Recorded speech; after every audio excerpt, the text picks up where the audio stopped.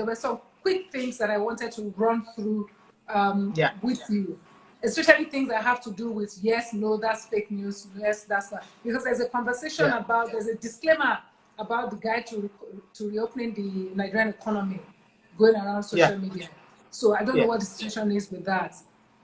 No. So that document, well, so according to the office of the SGF, that document is to be disregarded, ignored. Okay. So the actual document that people should pay attention to is the actual lockdown guidelines, which is out in the public now. Yes. Okay. Which is up on the PTF website. Was there actually a leak of the president's speech or not? Well, so, Mr. Additional, Femi Additional did a piece that I think took care of that. I think it was obviously a very early draft that somebody outside of the presidency somehow carelessly or intentionally got leaked. But that was probably the first draft, and definitely it wasn't the final speech. It wasn't done from the president's office. Yeah. Right. I mean, it was terrible to lose the chief of staff in the way that Nigeria lost it. Absolutely. And it was because prior to that there was a lot of conversation about it's not something that happens to Nigerians, it's not happening in Nigeria, but because there was that unfortunate high-profile case, it did shock people into an awareness of what was going on. But one of the things that became contentious for a bit was his burial. The ways in which that happened. I mean, was anybody held responsible for not arranging things the way they should have been? Well, I know that the PTF, that's the Presidential Task Force, did give an apology about what happened, and vowed that it wouldn't happen again. I think they admitted admitted the responsibility for how things turned out, and to be honest, well, it was the first of high-profile COVID funeral that we were going to be doing, so nobody had quite thought about exactly how this was going to play out and all. But I think they did take responsibility for it and apologize. So that's about as much as I know about that particular incident. All right, we'll soon start pinning questions and I'll be asking them. But I wanted to go quickly to the other contentious issue of whether or not Nigeria has got an IMF loan. I mean, of course, the entire country can see what's going on with oil. There's been a lot of talk through decades about diversifying Nigeria's economy, which has not occurred. So we've been caught in this situation where primary source of income is bottoming out. I also am of the generation that was raised to fear IMF loans. That once you take an IMF loan, you are dead as a country. You are dead. That's what my father told me. However, there's a conversation whether it's a loan or not a loan. And is Nigeria so broke that she had to call in funds that are supposed to be reserved for rainy days, or is it that the rainy days is here? What is the true status with the IMF? Absolutely, it's an IMF facility. The IMF has several kinds of lending facilities. I mean, so it has to be paid back. So I mean, it's a loan in that it has to be paid back. But it's a it's what is called, if I'm not mistaken, a non-concessional loan. So there's no conditions. So the typical why we were brought up to fear the IMF or to dislike the IMF was because IMF loans come with conditionalities. If you're going to take an IMF loan, you're going to have to do this, and which is often, I mean, if you remember the days of SAP and all of those cuts and all that, it was not directly the IMF, but it felt like it was those are the kind of things you would expect from the IMF. You would eliminate subsidies, painful decisions. But this is not that kind of, there are no conditions that come with this particular loan. So it's not that conventional IMF loan that comes with those conditionalities that you must do this before you must commit to doing this before you get it. So it's not that. This essentially is a loan without those conditions. The only condition here is that we've got to pay it back. And we have 8 and a quarter years. So essentially it's a 5-year loan, but we don't have to pay, we have about 3 and a quarter years before we start paying it back. So in total, 3.25 years plus 5 years is 8.25 years to pay it back. And the interest rate is 1%, which is as good as you can get anywhere.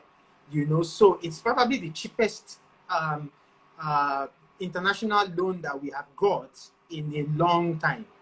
If you compare it to how much our Euro bonds are, those are 7%, 8%. This is a 1% loan. And we need the money. All right. What people, yeah. Yeah, go because yes, I was going to ask that, that begets the question about paying back the loan and what exactly we're going to do with the loan that will ensure that we have capacity to pay back the loan, especially given past history of loans going the way they can go. So exactly exactly what are we going to use this loan for? Because we still are going to pay it back. There's still some charges on it, even though it's lower from what you're telling us, but it will still be paid. And some will argue that it might not be paid by this administration. It means that it will become the responsibility of another administration and another group of people, particularly younger people. It's their future. So what exactly will this money be used for? Well, so it's the loan was essentially taken because of there's a big hole in the budget that needs to be plugged.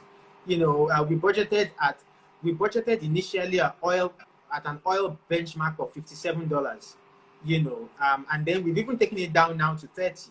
But even at 30, oil prices today are in their 20s, early 20s. So there's a big hole in the budget that needs to be plugged. So the money is to plug the hole in the budget, but also a part of it is also to help fix our healthcare infrastructure, because it's obviously, because of the COVID connections, the impact of COVID, what COVID has done is expose exactly the state of our healthcare. ICU facilities, ventilators, all of those conversations just show that, look, we are not in any position. And this is not even, this is not a secret. We all know the state of healthcare in Nigeria. So some of that money will go into strengthening healthcare facilities nationwide. But I think the bulk of it will essentially go into the, plugging the hole in the budget. Okay, I might not have time to come back to it because I can ask 1,000,001 questions as follow up to that regarding exactly if we are responding specifically to the pandemic or if we're actually building a robust public health system so that we will cope better with this sort of thing. But I've got a pinned question up from Stanofi. And Stanofi says, what's going to be Nigeria's focus now that oil money is down? And will the Nigerian government fund the loans? So the conversation has been going on for a long time about how we cannot depend on oil,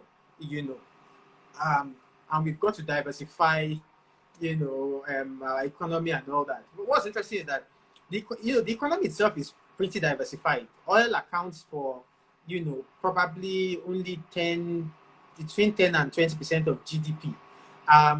Where the actual problem lies is in government revenues, where oil is, 70, 80, 90% of government revenues. So the challenge is, how do we shift away from an economy where if there's no oil revenues, government is helpless? And so there are a lot of conversations there. I'm not sure, we can get into all of that now. But one of the big conversations actually is about taxation. Nigeria has one of the lowest tax to GDP ratios in the world, which means that we pay some of the lowest taxes in the world. We were paying 5% VAT, which was the lowest actually, the lowest on the continent, the lowest in Africa. Even at 7.5%, I can't think of anybody who pays a lower VAT than us. So these are hard conversations, and I think that, until we face these things, and people talk about how there's a connection between your level of paying taxes and also the amount of accountability you expect from government. When you pay your taxes, you're not going, you're going to expect a lot more accountability than if the money that government is spending is money that it earns from selling oil, which has nothing to do with it. Unfortunately, I've run out of time for our conversation. Yeah. But I would like for you to think about this, because I know that one day, even if it's not this particular show, I'm going to have to bring it back. Because every time there's conversation about diversifying, we go automatically to taxation, and that's to get more from the people. We don't speak enough about giving more to the people so that the people become more productive and the economy becomes more buoyant. I think that that's a conversation to have further down Absolutely. the No, I line. was going And to, it's if an we had more important time, I was question going to to go. have with I someone was who going to is have in the that. present Yeah, government absolutely. in terms of It's two that. sides. It's two sides. It's Yeah, not, yeah, it's not just about collecting from the yeah. people, obviously. Yeah. But I thank you for making out the Thank time you. to have this conversation with us. Thank I'll you see you for having again me. soon. Thank you Thank very you. much.